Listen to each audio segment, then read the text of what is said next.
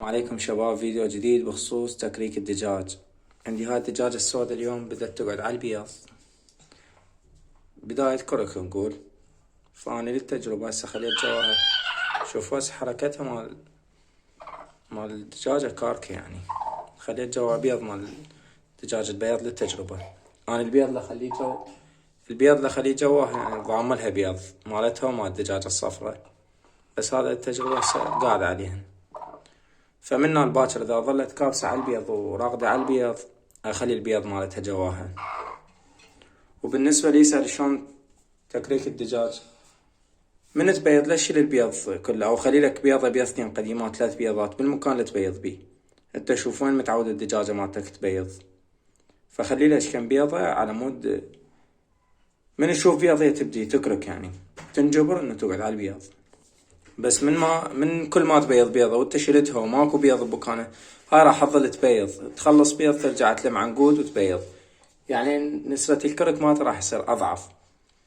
بس انت خلي لها بمكانها بيض، حتى لو تشتري بيض اصطناعي وتخلي جواه، بس المهم اكو بيض بالمكان اللي تبيض بيه متعودة تبيض بيه، على مود تكريكه يصير أسرع، طريقة تصير أسرع.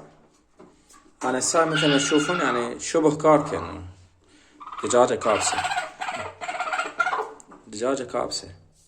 بس أنا خليت هذا البيض تجربة من الباكر، إذا ظلت كابسة على البيض أخلي البيض مالتهن، البيض اللي أنا لام تقريبا 13 14 بيضة ما أعرف، مثل ما تشوفون دجاجة كابسة يعني. بالنسبة لي يسأل عن تكريك الدجاج هو هذا، إنه لش البيض أو بقيش كم بيضة أقل شي فد بيضتين 3 بالمكان اللي تبيض بيه، المكان اللي تبيض بيه باقي بيه بيض. عم تنجبر الدجاجة بأسرع وقت إنه هي تكرك. أول ما تكرك تريد تحول مكانها، تحولها بغير مكان، تسوي لها مكان وتكرك بيه، أو نفس المكان اللي تبيض بيه. إذا عندك غير مكان دجاج متعودات يبيضن مثلا أكثر من مكان، بقيها بمكانها وكركها. بس المكان اللي تكركها بيه حاول إنه المي والأكل يصير بصفها. إذا تكركها بخانة أو غير قفص أو غير عندك غرفة فارغة أو تكركها بيه.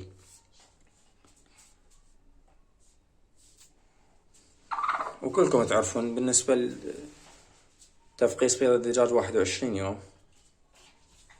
واللي يسأل على إنه عندي أفراخ ما يطلعن أو يطلعن كم فرخ والباقيات يصير عندن يموتن أو انفجار دموي أو اختناق أو البيض أصلا مملقح، هاي يعني أكثر الأحيان مو بسبب ديش إنه اللقاح مالته مجايفين، بس تصير بسبب إنه تخزين البيض قديم.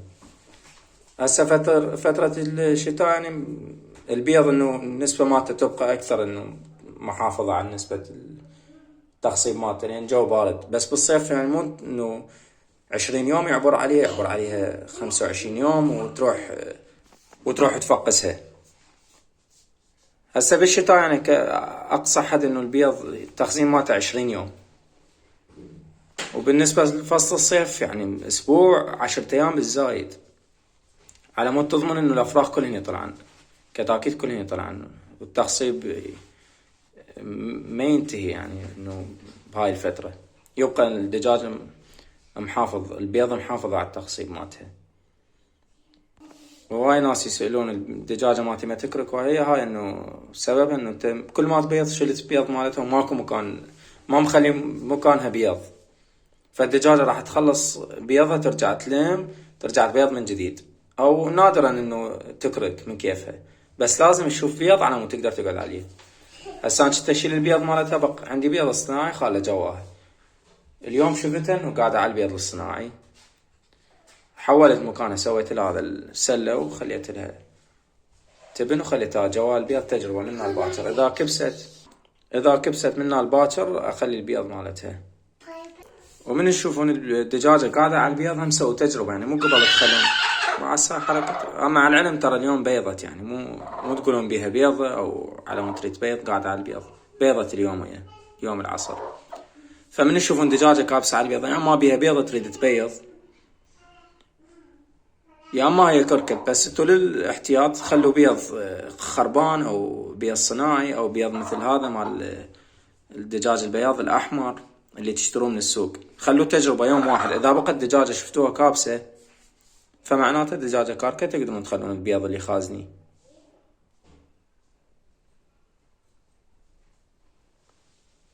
هسه اني اليوم سويت هاي التجربة مالتها، ومن الباكر نشوف ان شاء الله اذا بقت كابسة على البيض اخلي البيض جواها.